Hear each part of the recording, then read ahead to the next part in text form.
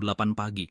Semalam Mike mimpi lagi dicium sama istrinya, pas bangun baru sadar kalau ternyata ada siput telanjang yang lagi ngerayap di bibirnya brutal. Tengah malam nyium siput, tapi bayanginnya lagi ciuman sama istri. Kalau dipikir-pikir asli jijik banget. Hari ini Mike lanjut nambahin barang-barang di shelternya. Dia mau bikin rak pengering di atas api unggun. Pertama, tancapin 4 tonggak di dekat api unggun, terus taruh kayu melintang di atasnya. Pakai cara ini buat ngeringin kayu yang basah, buat ngadepin lingkungan basah pas musim hujan.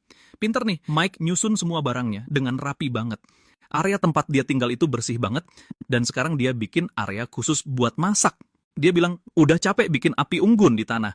Dia nyusun batu-batu kecil di atas alas kayu, jadi dia bisa bikin api unggun di atas situ. Dapur alam liar yang keren pun akhirnya jadi, oh iya, sebelum makan jangan lupa cuci tangan. Mike pakai ember plastik dan tali buat bikin tangki air yang bisa ngeluarin air cuma dengan diinjak. Kreatif abis, semua proyek kecil ini bikin Mike sibuk tiap hari dan pastinya bikin waktu terasa berjalan lebih cepat. Walaupun karyanya bagus-bagus, gue rasa mending secukupnya aja. Buruan cari makanan lebih banyak lagi bro, nanti pas lu pulang.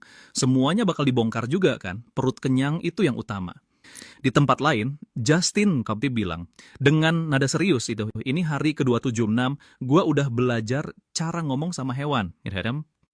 Hari ini, akhirnya jaring insangnya nangkep seekor ikan kecil. Ini ikan redfish dinamain gitu karena punya ekor tikus yang runcing. Tampangnya sih agak seram, tapi ini tetap aja daging. Kan jam 2 siang, Larry datang ke tepi pantai. Dia ngaku nggak jago mancing, dan nggak kayak Alan juara musim pertama yang makan apa aja yang merayap. Larry ini tipe peserta yang pengen kelaparan dengan gaya.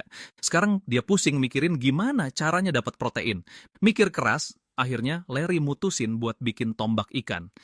Satu ujung tombaknya diruncingkan, terus ujung lainnya dibelah. Jadinya senjata yang kelihatan mematikan banget kayak gini. Nih, tombaknya panjang dan berat banget. Gue rasa bakal agak ribet sih pakai ini buat nangkep ikan. Mending kita lihat dulu aja keadaan jaringnya deh. Waktu balik ke pantai, Larry kaget kegirangan lihat ada ikan besar nyangkut. Karena belum surut, airnya masih lumayan dalam. Larry panik mau nangkap ikannya. Malah lepas deh apes. Larry terlalu terburu-buru, seharusnya dia menunggu sampai air surut. Rasa kesepian dan kelaparan yang bercampur aduk bikin Larry makin menderita. Untungnya dia nggak sampai ngamuk dan merobek jaring ikannya. Seolah jaring itu bilang, berani merusaknya, siap-siap saja kelaparan. Kelaparan emang obat paling ampuh buat ngeredain emosi. Di sisi lain, David juga sama sekali belum ada kemajuan. Sekarang dia kelihatan sangat cemas. Padahal awalnya semua sudah direncanakan dengan matang. Tapi pas dipraktikan, semuanya jadi berantakan. Kyle-nya nggak dapet ikan, masalah makanan pun nggak terpecahkan. Akhirnya David mutusin buat bikin jaring ikan lagi. Tali-tali ini hasil pulungan David di pinggir pantai. ACNT udah 2 hari ini David jarang banget minum air. Terus kenapa dia bisa kekurangan air padahal ada sungai di dekat situ? Ternyata karena dia malas merebus air dan milih buat minum air hujan langsung. Beberapa hari lalu memang hujan, tapi sekarang udah berhenti, jadi David nggak punya air buat diminum.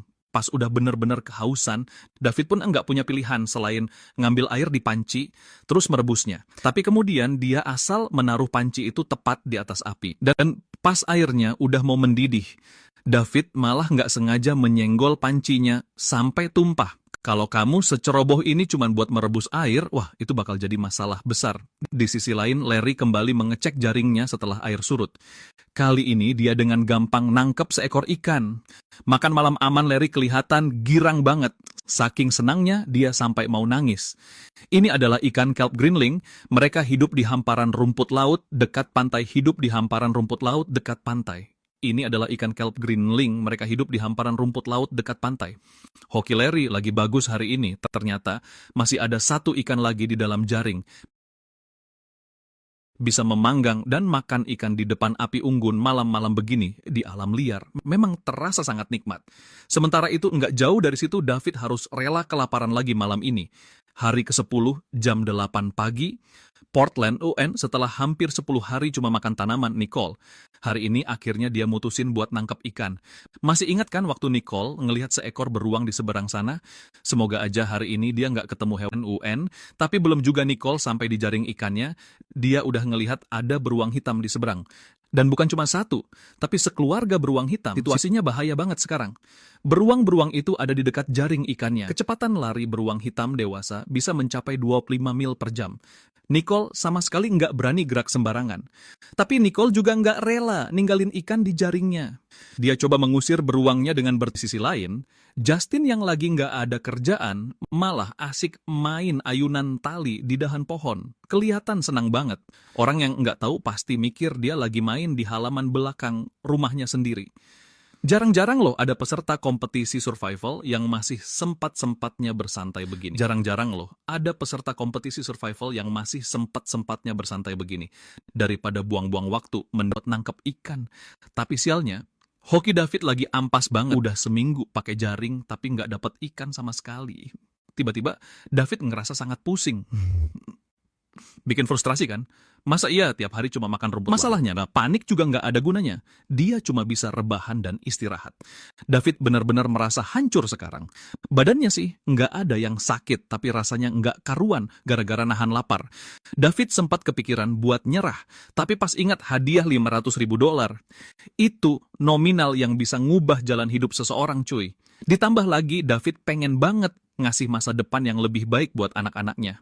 Dulu, tiap kali anak-anaknya minta sesuatu, dia selalu bilang, tidak, nggak sanggup beli. Bagi seorang ayah, itu adalah hal yang paling menyayat hati. Jadi, cuma kelaparan kayak gini sih, bukan apa-apa. Lanjut terus, jam 9 malam, Nicole kepikiran lagi soal keluarga beruang di pinggir sungai tadi siang. Waktu itu beruangnya kelihatan kayak mau nyerang. Untung Nicole larinya kencang, jadi dia selamat tanpa luka. Sejak jaring ikannya dipasang, Nicole belum sempat ngecek lagi. Entah tangkapan apa yang bakal dia dapat dari percobaan pertamanya pakai jaring ini. Keesokan harinya, Nicole ngecek jaringnya. Dan ada ikan gede banget di jaring yang masih meronta-ronta. Nicole sampai kaget, nggak nyangka jaringnya benar-benar berfungsi. Supaya ikannya nggak menderita lebih lama, Nicole gerak cepat pakai pisaunya buat ngabisin nyawa ikan itu. Ini adalah ikan salmon jantan. Karena yang jantan punya gigi taring yang khas banget. Ikan sebesar ini benar-benar cukup buat dimagi. Justin belum makan apa-apa, tapi dia masih aja kelihatan super energik. Hari ini dia berencana buat olahraga. Padahal jalan-jalan santai di alam liar gini aja kan udah cukup ya. Tapi Justin nggak puas, dia malah nekat mau bikin tempat nge-gym sendiri. Begitu dapat ide, langsung dia kerjain tanpa babi bu. Dia bahkan udah nyiapin nama buat gymnya, Muscle Beach. Justin nggak berencana olahraga kelamaan, cukup beberapa set buat manasin otot-otot badannya aja. Biar dia bisa terus ngejaga pikiran dan energinya tetap positif. Di sisi lain, David yang pakai topi dan kacamata melorot cuma bisa menatap kosong ke air. Dia lagi nontonin berang-berang mandi. Berang-berangnya segede anak anjing. Tiap habis makan, kerjanya cuma tiduran telentang ngapung di laut. David sampai batin betapa bahagianya hidup berang-berang itu.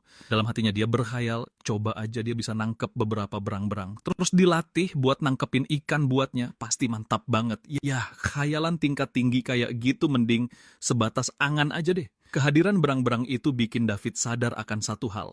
Dia belum sepenuhnya beradaptasi dengan lingkungannya. Sebelumnya David cuma ngandelin jaring ikan, itu jelas nggak cukup. Jadi dia mutusin buat bikin alat pancing sendiri. Dengan pancingan ini, akhirnya dia berhasil nangkap satu ikan. Begitu dia makan daging ikan, semua pikiran negatif beberapa hari terakhir langsung hilang. David termenung ngeliatin ikan di panci. Mungkin kayak gini rasanya kebahagiaan sejati. Jam 1 siang, sejak Randy kehilangan pemantik apinya, jam 1 siang, sejak Randy kehilangan pemantik apinya, dia berhasil bikin api pakai bow drill. Karena dia milih buat bertahan, dia berhasil bikin api pakai bow drill. Karena dia milih buat bertahan, maka dia harus nunjukin aksi yang nyata. Randy bersiap ngebangun ulang shelter yang bisa ditinggali untuk jangka panjang. Jadi ngebangun kabin kayu pasti bakal nguras banyak banget tenaga. Bayangin aja, sampai detik ini Randy belum makan daging sama sekali. Tapi musim dingin udah makin deket, kalau berani main-main soal shelter, cuaca dingin bakal ngasih dia pelajaran berharga. Lihat deh, nggak lama kemudian cuaca memburuk dan angin makin kencang. Padahal habis olahraga, Justin rencananya mau mancing pakai rakit kayu. Sekarang dia terpaksa harus balik ke kemah. Hujan badai turun, Justin buru-buru lari ke shelter lalu nyalain api buat menghangatkan diri. Mendengar angin kencang di luar, Justin mikir kalau aja ada 2 atau 3 teman, pasti seru banget kalau bisa ngumpet di sini sambil main kartu bareng. Sayangnya sekarang dia cuma sendirian, di luar hujan angin. Gimana dong kalau tiba-tiba kebelet kencing? Justin punya batang kayu berlubang yang dia pakai sebagai urinoir. Air kencingnya langsung ngalir lewat kayu itu keluar. Bertahan di dalam shelter emang keputusan yang paling bener. Sementara itu, Jose bener-bener kepikiran sama jaring ikannya. Jadi, dia nekat keluar menerjang angin kencang. Dia ngecek jaringnya dan mulai bersihin rumput laut yang nyangkut. Lalu dia ngambil 1 ikan salmon dan seekor kepiting kecil dari jaring. Biar kata cuacanya seburuk ini, emang kenapa? 19. Biar kata cuacanya seburuk ini, emang kenapa? Keluar ngecek sedikit, siapa tahu hasil tangkapannya melimpah. Hari ke-14 jam 8 pagi. Hujan deras akhirnya redadat. Nggak kebayang gimana kualitas tidur para peserta semalam. Randy yang udah 14 hari nggak makan daging, sekarang mulai putus asa. Udah setengah bulan, masa iya nasibnya seburuk ini? Tentu nggak dong, kalian lihat di perangkap Randy hari ini. Ada keripik tikus alias tikus kecil yang kegencet jebakan deadfall. Tikus udah cukup bikin Randy kembali ngerasa punya harapan. Dia merasa akhirnya mulai menyatu dengan alam. Tapi Randy tetap aja belum berhasil nangkep ikan sama sekali. Dia bilang, dia sendiri nggak ngerti apa penyebabnya. Sepertinya dia harus nyoba teknik mancing yang baru nih. Musim dingin makin dekat. Kalau nggak nyiapin banyak stok ikan dari sekarang, nanti bakal jauh lebih susah nyari makan. Hari ke-15 jam 9 pagi. Setelah selesai bikin area dapurnya, Mike memutuskan buat eksplorasi bukit kecil di belakang kemahnya. Dan di eksplorasi kali ini, dia nemuin sesuatu yang luar biasa. Apa itu tempat buang air yang super sempurna ini? Bukan ternyata sebuah wadah berbentuk kotak ini. Kalau dalam kondisi normal kita lagi jalan-jalan di pantai, ngelihat sampah begini pasti kita cuekin aja. Tapi sekarang, nemu ginian udah mutlak karun, Mike berencana pakai kotak hitam ini buat bikin perahu kecil. Kalau punya perahu, jangkauan jelajahnya bakal jauh lebih luas. Sekaligus dia bisa masang jaring insang di area perairan dalam. Tapi, buat mastikan perahunya bisa berlayar aman, perahu ini perlu di-upgrade dengan ngikat cadik outrigger di sampingnya. Cadik ini bakal bikin perahu lebih seimbang dan nggak gampang terbalik.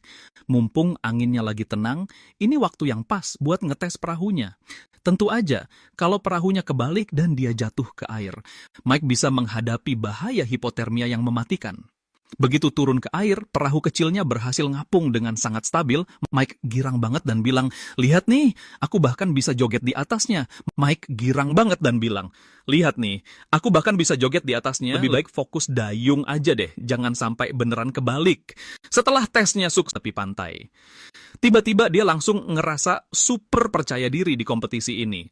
Kapten Mike siap mendominasi kompetisi kelaparan ini. Jam 11 malam, Larry masih belum bisa tidur dan tugi. Dia lagi pegang tombak ikan buatannya sendiri, berdiri di depan kamera, nunggu air surut, mau ngecek hasil tangkapan di jaringnya. Tapi kenapa Larry nggak nunggu di dalam shelter aja sih? Ternyata, di dalam shelternya ada tikus yang sering muncul tiba-tiba. Tiap kali Larry noleh, dia pasti ngelihat tikus itu. Dia ngerasa tikus itu sengaja nyari, gara-gara sama dia. Ini sih, Larry aja yang bikin kepalanya makin pusing.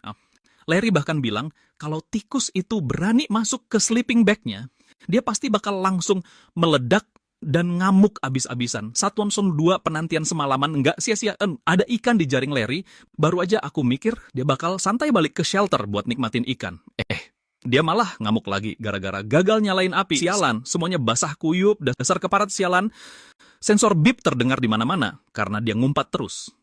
Di bawah serangan makian Larry yang tiada henti, akhirnya apinya nyala juga. Apinya seakan bilang, "Iya deh, aku takut. Aku nyala nih sekarang. Puas." Malam itu, tikus tadi balik lagi buat mengganggu Larry. Parahnya lagi, dia gigitin peralatan Larry sampai rusak. Larry udah nggak tahan lagi. Dia langsung ngeluarin ancaman keras, "Sumpah demi Tuhan, kalau makhluk sialan itu berani gigit sleeping bag-ku, bakal kuledakkan tempat ini dan kuhancurkan rata dengan tanah." Larry sebenarnya sadar kalau kelemahan terbesarnya adalah terlalu emosional. Dia selalu mikir yang macam-macam. Tapi di tempat yang penuh puing kayu dan gangguan tikus ini, siapa sih yang emosinya bisa tetap stabil? Akhirnya Larry mutusin buat pindah kemah dan ninggalin tempat itu. Sampai ngeledakin tempat ini. Karena sudah milih buat pindah lokasi, dia langsung berkemas dan pergi saat itu juga. Larry tiba di tepi pantai yang lebih terbuka. Sumber daya di sini lumayan melimpah. Ada banyak persediaan kayu bakar dan jamur chanterelle